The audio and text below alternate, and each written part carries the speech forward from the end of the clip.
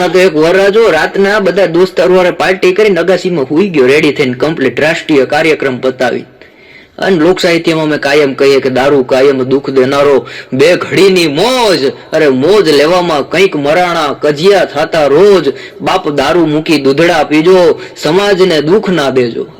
એટલે વરરાજો રેડી થઈને કમ્પ્લીટ રાષ્ટ્રીય કાર્યક્રમ પતાવીને અગાસીમાં હુઈ ગયો. સવારે દોસ્તારો બધા ઉઠાડે, ઉઠ ઉઠ ઉઠ બાપા ઉઠ, તારી જાન છે. તો પડ્યો કે તમે જઈ આવો, તમે જઈ આવો, તમે જઈ આવો. કે તારી જાન છે કે હું બપોરે આવીશ, હું બપોરે આવીશ. બોલો આને હું કરું? એક જણો એની પત્નીને કહેતો હતો, દાળ કેવી બનાવી છે કે કઈ સ્વાદ નથી, મીઠું મરચું નથી, આપ જો તો ખરી આવું ફીકી ફીકી દાળ છે. એની ઘરવાળી કે મોબાઈલ સાઈડમાં મૂકો, ક્યારના છાસમાં બોરીને રોટલી ખાવ. વિશાલ ની વાત કરતો, વિશાલ એકવાર મને કે મંથનભાઈ તમે ભણ્યા? મેં કીધું હા. મને કે તમને કોઈ વાર ટીચરે કીધું ચૂપચાપ બેસો? મેં કીધું હા ઘણી વાર આપણને કે. મેં કીધું આપણે બોલકા માણસ. મને કે આ વાક્ય પછી તમને ક્યારે સાંભળવા મળ્યું? ભણ્યા પછી ભણીને ઉઠી ગયા? મેં કીધું ઉઠી નથી ગયો, ભણી લીધું પૂરેપૂરું. મને કે એમની આ વાક્ય પાછું ક્યારે સાંભળવા મળ્યું? મેં કીધું હમણાં લગ્ન થયા ને પછી. હા, મારી પત્ની મને કહેતી, મને કે કર્મનું ફળ કોને કહેવાય? મેં કીધું તું મને હેરાન કરે અને પછી તને કામ વાળી હેરાન કરે, એને કર્મનું ફળ કહેવાય.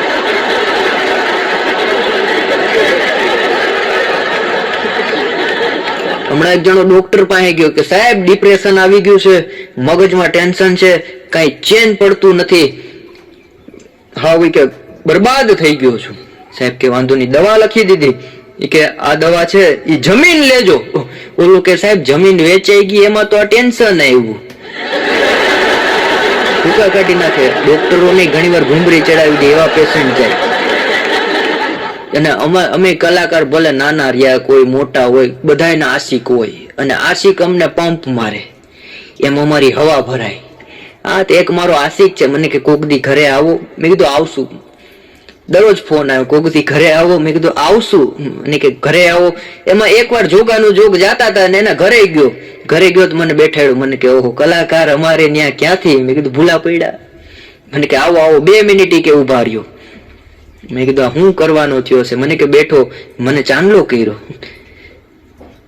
મેં કીધું સારું કહેવાય, બહુ મોટો આશિક લાગે. ચાંદલો કરીને પછી ચા પાણી પાયા અને ઉભો થતો હતો ને મને કે દાદા છો, કલાકાર છો, એક કામ કરો. મેં કીધું આ કે નવું મકાન લીધું સોસાયટીમાં, આખા મકાનમાં તમે આટો મારો. મેં કીધું આટો મારીને મારે શું ફાયદો? મને કે તમે ભૂદેવ કેવાઓ, તમે આટો મારો ઘરમાં વૃદ્ધિ આવે. મેં કીધું કાકા આ પગે હું મારા ઘરમાં 28 વર્ષથી ચાલુ છે, હું હજી 2 પાંદડે નથી છું, તારે અહીંયા વૃદ્ધિ આવવાની? આશિકોને રાજી રાખો, અમે આટા માર્યા. એક બેન હમણાં રોતા રોતા ઘરે આવ્યા, એના પતિ પાસે રોવા માંડ્યા. કે શું કામ રોવે છે ગાંડી? કે ગજબ થઈ ગયું ગજબ. કે શું થયું? એ કે હું આજે કપડા ધોવા નદીએ ગઈ. કે હા, એ કે ગામના બધા નદીએ જ જાય, એમાં શું થયું? કે પણ એમ તો કયો ભગવાનના આપણી ઉપર ઉપકાર, ભગવાનની કૃપા કહેવાય. પણ એ કે થયું હું? એ કે નદીમાં કપડા ધોતી હતી ને પૂર આવ્યું, એમાં હું તણાઈ ગઈ. ભાઈ કે ઓહો તણાઈ ગઈ, બચી ગઈ. કે એમ કયો ભગવાનનો ઉપકાર માનો, બચી ગઈ. ઓલો કે એ જ કઠણાઈ. ગામડામાં એક ભાભાએ ભૂતની ચોટલી પકડી લીધી.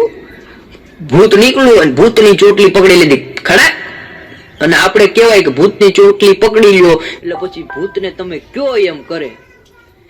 ભૂતની ચોટલી પકડીને બાપા કે શું છે? કે કઈ નહીં બાપા, કઈ નહીં. ભૂત કે કામ બોલો. એ કે કામ કઈ નથી, ખેતરમાં વાવણી કરવાની છે. ભૂત કે કરી આવું બાપા. વાવણી કરી નાખી. કલાકમાં ભૂત પાછું આવ્યું. બોલો બાપા. ભૂત કે પણ એક શરત, જો હું નવરો બેઠો તો તમને કે વર્ગી અને મારી નાખા. બાપા કે શું? કે હું મારી નાખા. બાપા કે મારી નાખા ન બોલે બેટા, મારી નાખીશ એમ બોલાય. બાપા થોડુંક શિષ્ટ સાહિત્યના માણસ. વાંધો નહીં બાપા. આખા ગામમાં બાપાએ ખેતી કરાવી અને સાંજે ઘરે આવીને બાપા બેઠા શાંતિથી. ભારી કરી. કે ઘરવાળી કે શું થયું? ગજબ થઈ ગયું. ગજબ થયું હું? કે ભૂતની ચોટલી પકડાઈ ગઈ. ભૂતે કીધું કે હું નવરો બેઠીશ તો તમને મારી નાખીશ. કે એમાં ટેન્શન હું લ્યો કે તારું ડોહો આખા ગામની ખેતી કરાવી આગળ ભૂત નવરું થઈ જાય 15 મિનિટમાં ઘરે આવશે, હવે એને કામ શું દેવું? ડોહીમાં કે બસ એટલી જ વાત. કે તને લાગે એટલી, હું એટલી કરે કે આગળ અહીંયા પાળીઓ થાય. એમાં મુંજાઈ હું ગયા કે ભૂત આવે એટલે એને કામ આપી દો. કે પણ આખા ગામનું કામ આપી દીધું, હવે આપણી પાસે કઈ કામ નથી. કે ભૂત આવે એટલે એને એમ કયો કે અહીંયા 300 ફૂટનો ડાર કરવાનો છે. બાપા બેઠા હતા ને એમાં ભૂત આવ્યું કે બોલો બાપા કામ પૂરું. બાપા કે 300 ફૂટનો એ ડાર કરવાનો. ભૂત કે કરી દઉં. 15 મિનિટમાં ભૂત ડાર કરીને બહાર આવ્યું કે બોલો બાપા બીજું કામ. કે બટા હજી 300 ફૂટનો ડાર કરવાનો છે. 600 ફૂટ ગયો, પાછો 15 મિનિટમાં આવ્યો. 1.5 કલાકે ભૂતે 600 ફૂટ ડાર ખોદી નાખ્યું ને બાપા પાસે આવ્યો કે બાપા બોલો હવે. બાપા કે હજી કે 150 ફૂટ કરવાનો. ભૂત કે બાપા હું અહીંયા બેઠો, તમારે કામ હોય ત્યારે મને ઉભો કરજો, પણ હવે ડાર કરવાનું કેતા નહીં. કે કાંઈ કે અંદર તમે જેમ નાખતા જાઓ એમ ગરમી વધતી જાય, એમાં હું મરી જઈશ. ભૂતના પારિયા કરાવે એવા આપણા ભાગલાઓ છે. ફૂકા કાઢી નાખ્યો.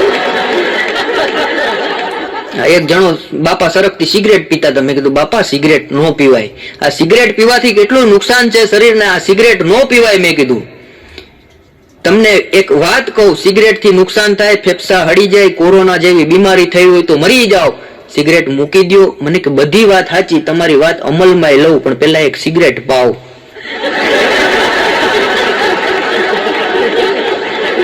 એક જણો મારી પાસે મને કે સિગરેટ પીવો. મેં કીધું નહીં. મને કે શોખ થાય. મેં કીધું નહીં. મને કે આમ ઈચ્છા કરી. મેં કીધું નહીં. મને કે તો આ પકડો. મેં કીધું કા? મને કે તો હું બુકની દોરી બાંધી લઉં. એક જણા મને કે મને ટ્રેનમાં સૌથી અવાજ ક્યાં આવે? મેં કીધું ભાઈ ટ્રેનમાં સૌથી અવાજ એન્જિનમાં આવે. મને ખોટી વાત. મેં કીધું એટલે સૌથી વધારે અવાજ તો એન્જિન નો જોઈએ ને. મને કે ખોટી વાત. મેં કા? મને કે કોક દી લેડીઝ ડબ્બામાં તો બે હોય કે ભૂકા કાઢી નાખે એટલો અવાજ આવે. હમણાં ટ્રેન ને હું મોજ આવી, પાટા ઉપરથી નીચે ઉતરી ગઈ, સોસાયટીમાં ગઈ, સોસાયટીની બહાર જઈને બીજી સોસાયટીમાં, ત્રીજી સોસાયટીમાં, 8 સોસાયટીમાં ગઈ. અધિકારીઓએ બધા ટ્રેનના ડ્રાઈવરને કીધું કે ભાન પડે કે ટ્રેન આમ નીચે ઉતારી દેવાય. કે ઉતારવી નહોતી કે પણ રસ્તામાં એક જણો આવ્યો તો મરવા માટે. કે એને મારી નખાય કે એમ ટ્રેન નીચે ઉતારી દેવાય. કે જેવી ગાડી અડવા ગઈ ને તો એ ઉતરી ગયો પાટાથી. અમે વાહે દોટ મૂકી. બોલો હું ને ધવલો એકવાર રેલવે સ્ટેશને ઉભા હતા, એમાંથી એન્જિન એકલું આમને જાતું હતું. ધવલો કે જો કે ડોકો થયું લાગે બે માણાને, એન્જિન ભાઈડે મુઠ્ઠીયું વાયરી કે હવે જે થાય સાચું કુટુંબનું.